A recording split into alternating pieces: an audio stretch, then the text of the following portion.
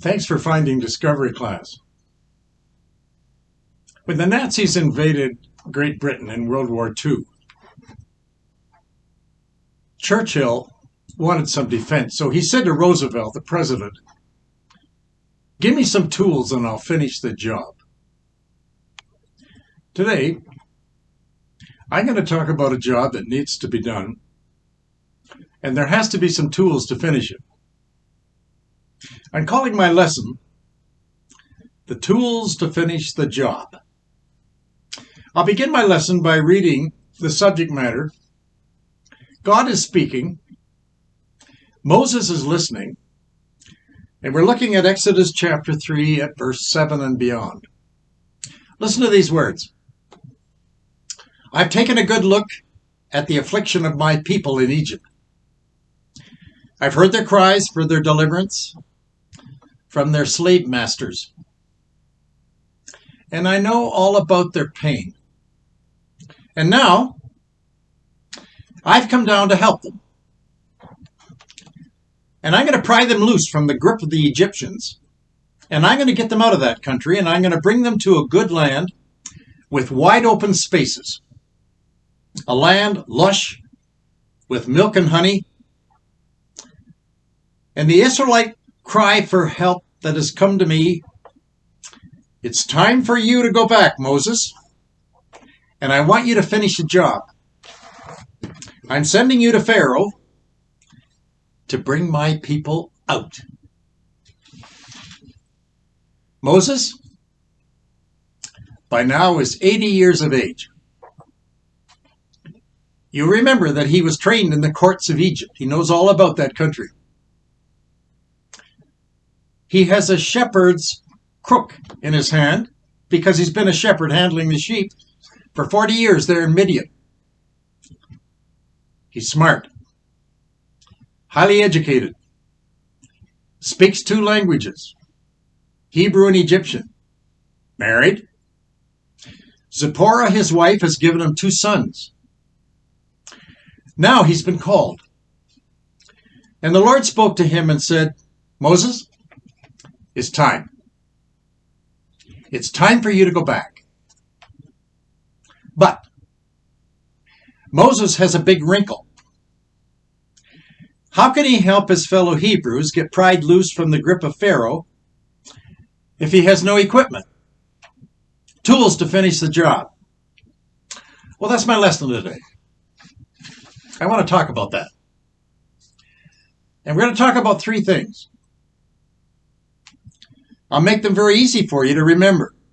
They all start with S. And they're going to be Moses' weapons. Here they are. 1, he needs a staff. 2, he needs a safety net. 3, I'm calling it because of S, salad dressing. What?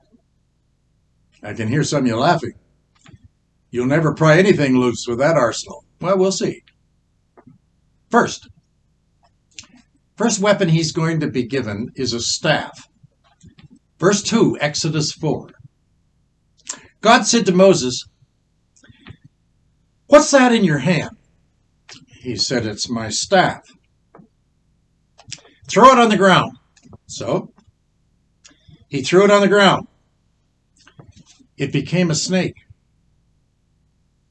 Moses jumped back. He was very startled. God said to Moses, "Now reach your hand out and grab it by the tail." And he did. He reached out. He grabbed. And he was holding his staff again. If you could steal that trick, and you could show it off at the Calgary Saddle Dome during a hockey game, I think you could make a fortune. Pretend. You have a hockey stick. You go to the game. You stand among the throngs that are in front of the hot dog stand, and you throw the stick on the cement floor. It curls into a large cobra, all set to strike. I think the startled hockey fans, they would race for the exit. Those frightened girls quickly hide behind their boyfriends. You reach down, you grab the snake by the tail, and suddenly you're holding your hockey stick again. Act a little bored. And then nonchalantly just walk off to the men's washroom. How do you think they would receive you? Well, it was almost like that as far as Moses was concerned, because he had in his hand his shepherd's staff. And he became just as frightened as those hockey fans when he threw it on the ground and it became what it was. Verse 5, Exodus 4. God speaks further to Moses. He says, by that staff, they're going to trust you. They will know that God has approved you being their deliverer. Well, the reason I can say that is because that staff no longer belongs to Moses. It became God's staff in Moses' hand. Don't forget that. Whatever instrument God has placed in your hand, when he touches it, it becomes his property. If you're a church treasurer and you're listening to me, those figures that you are counting, they're no longer yours. They're God's property. You're a nurse. You're working over at the hospital here at Foothills. God touches your fingers. They become his property. You're an auto mechanic. God touches your tools. Those tools become God's property. You're a chef. You work in the restaurant. God touches all those recipes that you've been cooking. Suddenly, those meals become God's property. You teach piano. God touches those notes, and suddenly those notes become songs, and those songs become God's property. You're a mother. You got 4 kids. God touches each of their hearts. They're no longer yours. They become God's property. Now imagine Moses holding tight onto his sturdy wooden shepherd's rod. It's belonged to him for years. It's his best friend, probably. It's no longer his. It's now God's property. When you get down to verse 21, Exodus 4, the Lord said to Moses, when you go back to Egypt, see that you perform before Pharaoh all the wonders which I have put in the power of your staff. God's going to perform the miracles. Doesn't that sound like something right out of the New Testament? Are you familiar with Romans 11, verse 33? Well, here's what it says.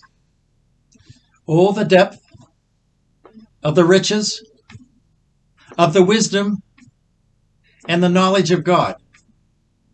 How unsearchable his judgments, and his paths beyond finding out. Who has known the mind of the Lord? Well, Moses has just found out. The staff, now God's instrument, it's become his property. Do you think that'll be enough to pry loose the grip that Pharaoh has on those Hebrew people down there in Egypt? Well, it's going to be God's weapon, and it's going to be in Moses' hand. And that's the first tool. That's the first thing that God is going to give this man as a property to move the children of Israel? Staff. Number one. Here's the second instrument. Here's the second tool. I'm calling it the safety net. Verse 27, Exodus 4. Now the Lord said to Aaron, Moses' brother, whom he hasn't seen in 75 years, I want you to go and meet Moses there in the wilderness. So he went, and he met him at the mountain of God, and it says he kissed him. And Moses told Aaron all the words of the Lord which he had received, and all the signs that he had commanded him to do. Have you ever noticed that God is always ahead of the times? He can see way beyond what you and I can't see. He knew how timid Moses was. We talked about that in one of our lessons. He stammered. He stuttered in his speech. He found it hard to make decisions. He kept wavering. Mention the name Pharaoh, and he shudders. Because that ruler had a bounty and a reward out for him, and he was under his arrest. Do you know what God had in mind for Moses all along? Here's a safety net. God had a companion. He didn't want Moses to do it alone. He sent along a helpmate, his brother. He's 3 years older than Moses. He knows his people. He knows their hardship. He has felt the whip. He was one of the slaves. He lived in that ghetto. Who better to go back and get their attention than his own brother? Aaron. He's going to be a sidekick before Pharaoh and before his own people. Can't you hear God's word to Aaron? Go to Moses. Be his soulmate. He's alone in the wilderness. He's heading to Egypt right now all by himself. He's a bit scarred and he's a bit bewildered. No sooner, it says, did Aaron appear than these words appear in the narrative. Verse 28. Moses told Aaron all the words of the Lord which he had said to him and was going to send him to do. Wow. All the signs that God commanded him to do. Let me ask you a question, class. Who do you pour your heart out to? Who's your safety net?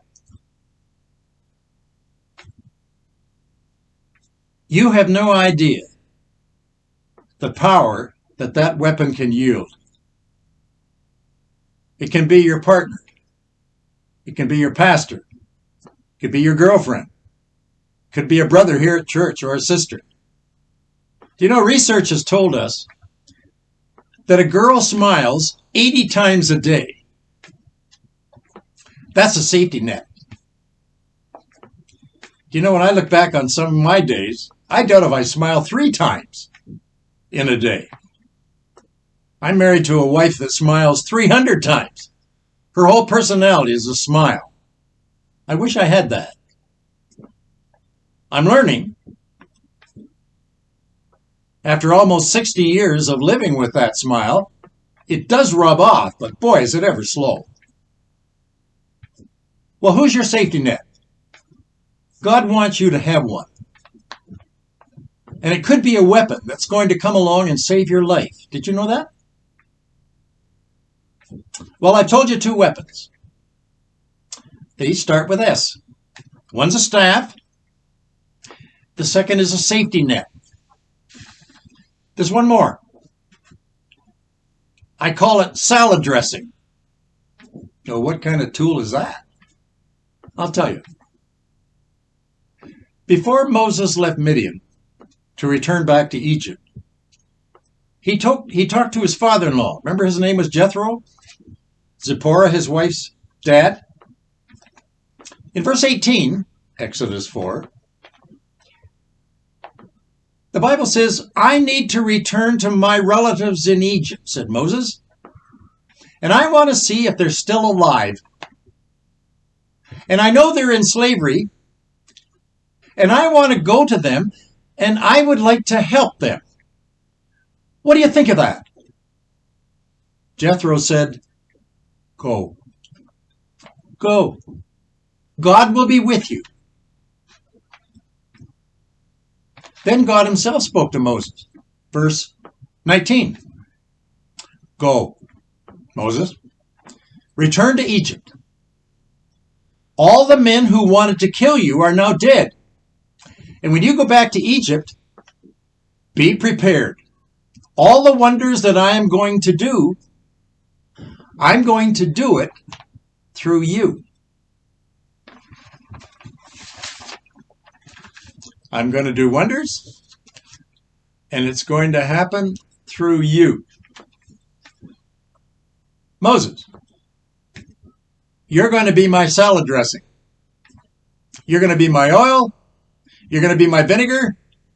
And you're going to be all my spices that I got in that salad dressing. And I'm going to add all that Egyptian salad to your fellow men, those Jews, those Hebrews. Be prepared. I'm going to do wonders. I'm only asking you to serve the salad. It'll be my oil, it'll be my vinegar, and it'll be my spices. In other words, I'll become your salad dressing. Don't you love that old hymn? I like old hymns. They can convey some of the most amazing messages. There's a hymn writer by the name of Adelaide Pollard. He wrote a hymn that I really enjoy. And it fits right into what I'm telling you. Have thine own way, Lord. Have thine own way. Thou art the potter. I am the clay. Mold me and make me after thy will, while I am waiting, yielded and still. I'm going to tell you about someone who changed my life. She became my salad dressing. I was only 8 years old. I was in grade 3. I was born left-handed, but I was forced to become right-handed. I got the strap for being left-handed when I was in grade 1. And you know, it had a negative effect on me because from then on out for the next number of years, I started to bite my nails and I wet the bed and I became very withdrawn, shy. And I don't know, psychologically, I had to change. I still golf left, baseball left, hockey left, sweep left, shovel left. I do all kinds of things left. But I write right because I was forced to do it when I was just 6 years of age. Well, move 3 years along and I'm in grade 3. I was just barely making it. All these other things that I thought I had confidence in, well, I lost it all because they took it away from me. Instead of doing this, I was forced to do this. Left or right. Maybe you had that happen to you. I don't know. They don't do that anymore. My wife's left-handed. My son's left-handed. My granddaughter's left-handed. My grandkids, they're all left-handed. I'm the only one that's probably right-handed. It's a different world we live in, but that was my world. And that's the world I want to tell you about because something happened in that world that changed my life. Even though I was only in grade 3. I'll tell you about it. In those days, at school, inspectors, they would come into a classroom unannounced. They worked for the Department of Education. Usually they were men. And they'd show up in the teacher's classroom unannounced. Just come in, sit at the back. That's what they did. They would surprise, and they certainly embarrassed those teachers, because I saw it happen. Even to the point that the teacher would probably blush and she'd lose confidence in what she was about to give. And then she used to overly sweet talk the kids. Well, you know what I mean. Well, it was this day just after lunch. 1 o'clock. The bell had rung. School was back in. When we were all seated, the teacher would read a children's story to start the afternoon class. When my teacher that day was just about to start reading, who comes into the back of the class? The inspector from the education department, unannounced. The teacher saw him.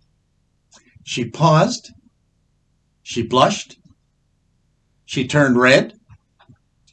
And she did something that she had never done before. She said to us, almost with a sense of satisfaction and relief, "Class, I'm so proud of you. Your reading improvement has so surprised me. I'm going to ask one of you to come up front, and you're going to take the book, and I want you to read for me. You're going to read the story to the class that I was going to read." She hesitated. She looked at the class, and she called my name.